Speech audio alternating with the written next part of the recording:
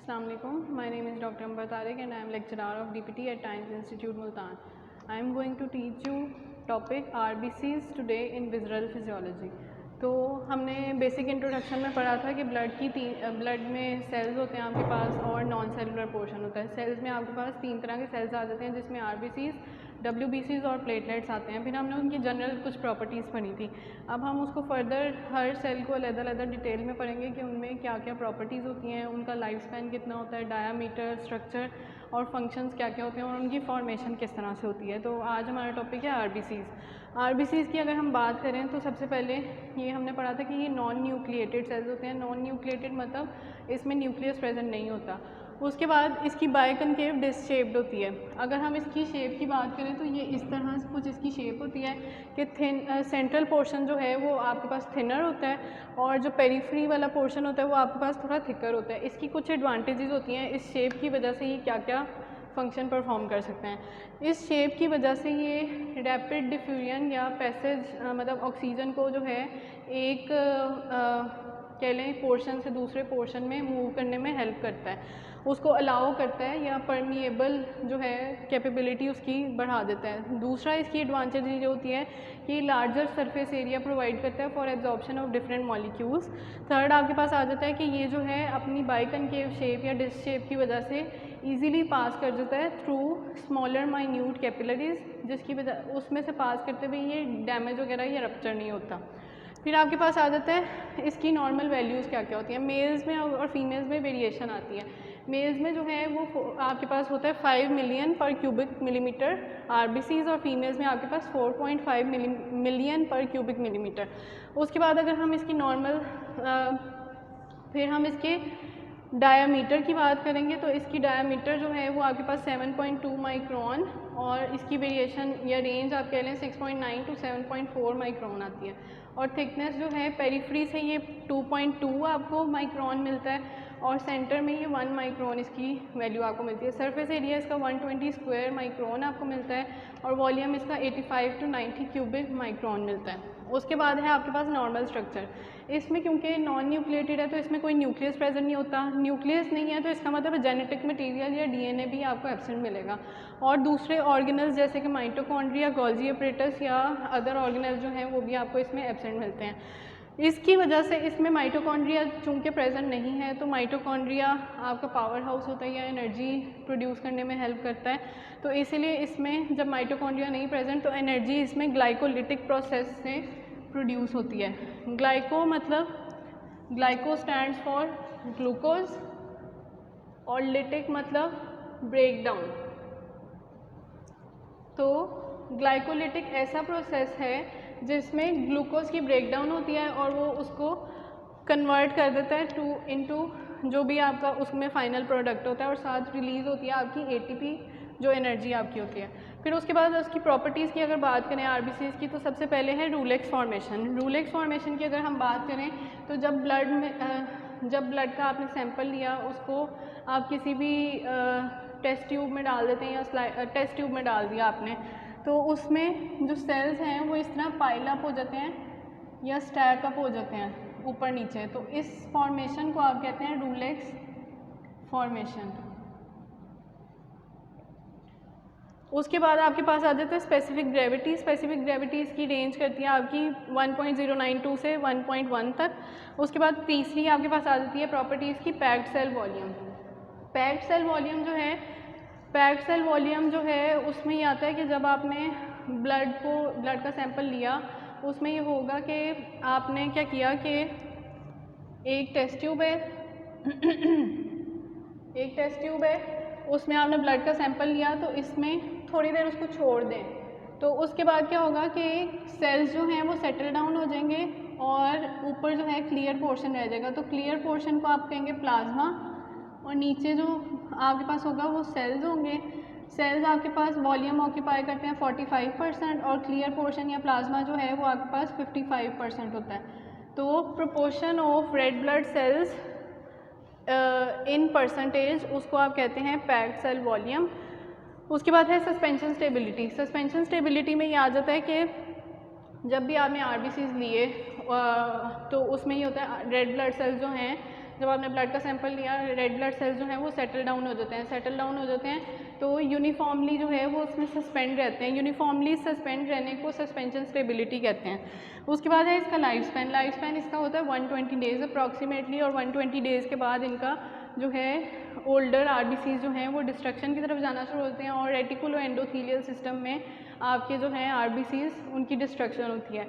अब इसकी डिटर्मिनेशन कैसे करते हैं कि determination of life span of RBCs, उसमें आ जाता है आपके पास रेडियो आइसोटोप मेथड, जिसमें आप दो तरह के रेडियो एक्टिव मटीरियल्स यूज़ करते हैं। उसमें आयरन आ जाता है और क्रोमियम आ जाता है, तो उससे आपको ये कंफर्म हो जाता है कि आरबीसीज का कितना लाइफ स्पैन रह गया हुआ है। उसके बाद फेट ऑफ आरबीसीज है। फेट ऑफ आरबीसीज में स्प्लीन का जिक्र किया गया कि रेटिकुलो एंडोथीलियल सिस्टम जो है वो आपका स्प्लीन के अंदर प्रेजेंट होता है, और जब आरबीसीज का 120 डेज़ का लाइफ स्पैन कंप्लीट हो जाता है उसके बाद क्या होता है कि स्प्लीन में इनकी डिस्ट्रक्शन शुरू हो जाती है ओल्डर आरबीसीज की, और न्यू जो हैं वो ऑटोमेटिकली इससे रिप्लेस होना शुरू हो जाते हैं। इसीलिए स्प्लीन को आप ग्रेवयार्ड ऑफ आरबीसीज भी कहते हैं।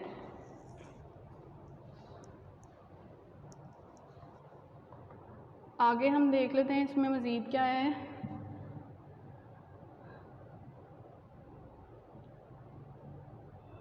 और एक जनरल नॉलेज की इन्फॉर्मेशन है कि सब में जो है आरबीसी नॉन न्यूक्लिएटेड होता है एक्सेप्ट इन कैमल। कैमल में जो है आरबीसी जो होते हैं वो न्यूक्लिएटेड आपको मिलते हैं। फिर इसकी फंक्शंस की अगर बात करें रेड ब्लड सेल्स की, तो functions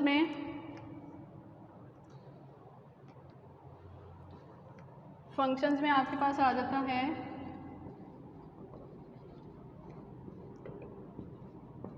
transport of oxygen from tissues, के मतलब हमने पढ़ा था कि अपनी शेप की वजह से जो है रैपिड डिफ्यूजन ऑफ ऑक्सीजन करवाने में हेल्प करते हैं, तो ऑक्सीजन की ट्रांसपोर्ट या पैसेज में हेल्प करते हैं। और इसमें ये होता है कि हीमोग्लोबिन जो होता है आरबीसीज के अंदर वो कंबाइन करता है ऑक्सीजन के साथ, और ऑक्सीजन के साथ कंबाइन करने के बाद वो बनाता है कंपाउंड ऑक्सी हीमोग्लोबिन, और उस फॉर्म में जो है ये बॉडी में ट्रांसपोर्ट होता है। 97% जो है वो ऑक्सी हीमोग्लोबिन की फॉर्म में ट्रांसपोर्ट होता है बॉडी में। फिर है आपके पास transport of carbon dioxide from tissues to lungs.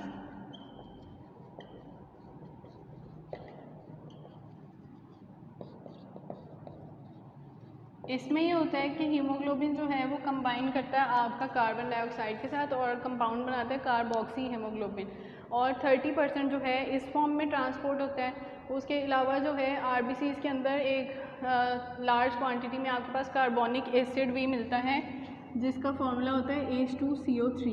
तो कार्बोनिक एसिड जो होता है वो क्या करता है, कार्बोनिक एनहाइड्रेज एक एंजाइम प्रेजेंट होता है, वो एंजाइम जो होता है वो बाइकार्बोनेट की फॉर्मेशन में from water and carbon dioxide जो है नेसेसरी होता है उनकी बाइकार्बोनेट की फॉर्मेशन में। तो इस तरह से जो है बाइकार्बोनेट की फॉर्म में कार्बन डाइऑक्साइड ट्रांसपोर्ट होती है अबाउट 63%। फिर इसका तीसरा आ जाता है buffering action.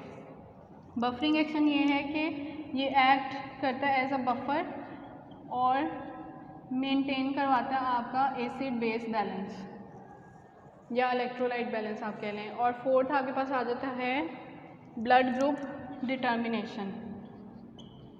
Blood group determination, इसमें कुछ एंटीजन्स प्रेजेंट होते हैं जिसकी वजह से ये आपके ब्लड ग्रुप को आइडेंटिफाई करने में हेल्प करते हैं।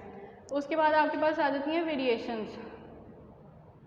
वेरिएशंस में आपके पास दो तरह की वेरिएशंस होती हैं जहाँ पे भी आप पढ़ेंगे। एक होती है फिजियोलॉजिकल वेरिएशन यानी कि नॉर्मल विद इन नॉर्मल आप कह लें, और एक होती है पैथोलॉजिकल वेरिएशन। पैथोलॉजिकल वेरिएशन मतलब जो एबनॉर्मेलिटी की तरफ जाना शुरू हो जाए। फिजियोलॉजिकल में आपके पास इंक्रीज़ इन आरबीसी काउंट, मतलब बहुत ज़्यादा अपनी वैल्यू, जैसे हमने पढ़ा था कि 5 मिलियन पर क्यूबिक मिलीमीटर होती है मेल्स में, तो अगर ये 5 से बहुत ज़्यादा एक्सीड कर जाएगी तो इसका मतलब है कि वो आरबीसी काउंट जो है उसमें इंक्रीज़ हो गया, और उस कंडीशन को कहते हैं आप पॉलीसाइथीमिया। पॉलीसाइथीमिया फिजियोलॉजिकल में भी हो सकता है, पैथोलॉजिकल में भी हो सकता है। अब ये किन किन कंडीशंस में इंक्रीज़ हो सकता है आरबीसी काउंट? सबसे पहले आपके पास एज आ जाती है।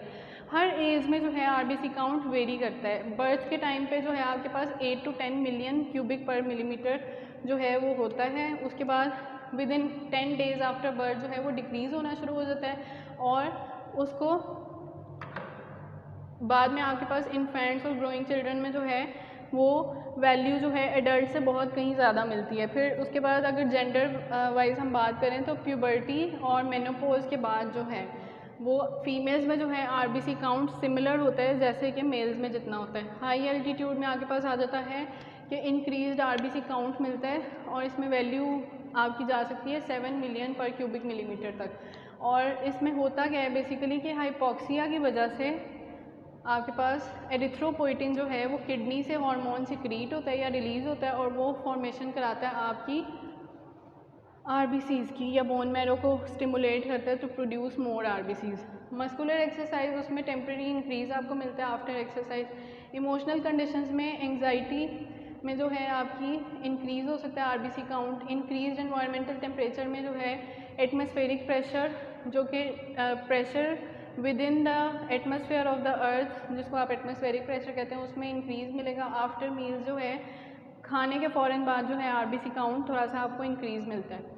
तो अगर हम देखें कि हाई एल्टीट्यूड पे किस तरह से इफेक्ट करता है तो हाई एल्टीट्यूड पे होता क्या है, हाई एल्टीट्यूड फिर हाइपोक्सिया की कंडीशन डेवलप होगी। हाइपोक्सिया से क्या होगा, किडनी को स्टिमुलेट करेंगे to secrete more erythropoietin. Erythropoietin जो है वो आपके बोन मैरो में जाके स्टेम सेल्स को जो है स्टिमुलेट करेगा और फर्दर आरबीसीज प्रोड्यूस करने में हेल्प करेगा। फिर आपके पास आ जाता है डिक्रीज़ इन आरबीसीज। डिक्रीज़ इन आरबीसीज जो हैं वो हाई बैरोमेट्रिक प्रेशर या एटमॉस्फेरिक प्रेशर वाली कंडीशन में डिक्रीज़ हो सकता है। क्यों? क्योंकि पार्शियल प्रेशर ऑफ ऑक्सीजन जो है उसमें काफ़ी जो है वो हाई हो जाता है। उसके बाद ड्यूरिंग स्लीप जो है आरबीसी काउंट डिक्रीज़ हो सकता है। और आफ्टर गेटिंग अप जो मतलब अर्ली मॉर्निंग जो है आपका फ़ौरन नींद से उठते ही जो है आपका आरबीसी काउंट डिक्रीज़ हो सकता है। प्रेगनेंसी में डिक्रीज़ हो सकता है। फिर इसकी आ जाती हैं, ये थी आपकी फिजियोलॉजिकल वेरिएशंस। फिर आपकी आ जाती हैं पैथोलॉजिकल वेरिएशंस। पैथोलॉजिकल पॉलीसाइथीमिया क्या है, abnormal increase in RBC count और इसमें 7 मिलियन पर क्यूबिक मिलीमीटर से अबव जो है आपकी वैल्यू चली जाती है। ये दो तरह का हो सकता है, एक होता है प्राइमरी पॉलीसाइथीमिया जिसको पॉलीसाइथीमिया वेरा भी कहते हैं और एक होता है सेकेंडरी पॉलीसाइथीमिया। प्राइमरी पॉलीसाइथीमिया जो है ये इसमें ये होता है कि इंक्रीज़ हो जाता है आरबीसी काउंट अबव 14 मिलियन पर क्यूबिक मिलीमीटर।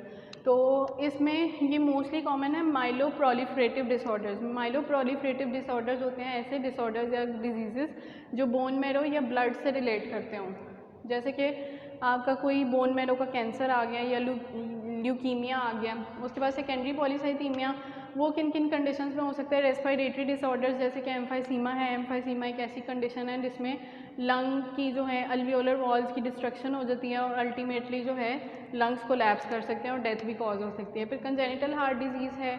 उसके बाद क्रॉनिक कार्बन मोनोऑक्साइड पॉइजनिंग है। उसके बाद है माइल्ड हेमरेजेस में हो सकता है, एनीमिया में हो सकता है।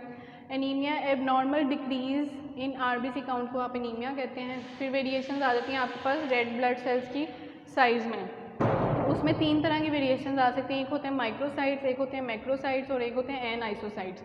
माइक्रोसाइट्स जो हैं वो आपके पास किन किन कंडीशंस में डेवलप कर सकते हैं, एक होता है आयरन डेफिशिएंसी एनीमिया। उसमें ये होता है कि डेफिशिएंट हो जाता है आयरन बॉडी में जिसकी वजह से डिक्रीज़ हो जाते हैं आरबीसी काउंट, उसको आप आयरन डेफिशिएंसी एनीमिया कहते हैं। फिर उसके बाद फोर्स्ड ब्रीदिंग में होता है। फोर्स्ड ब्रीदिंग के अलावा इंक्रीज ऑस्मोटिक प्रेशर।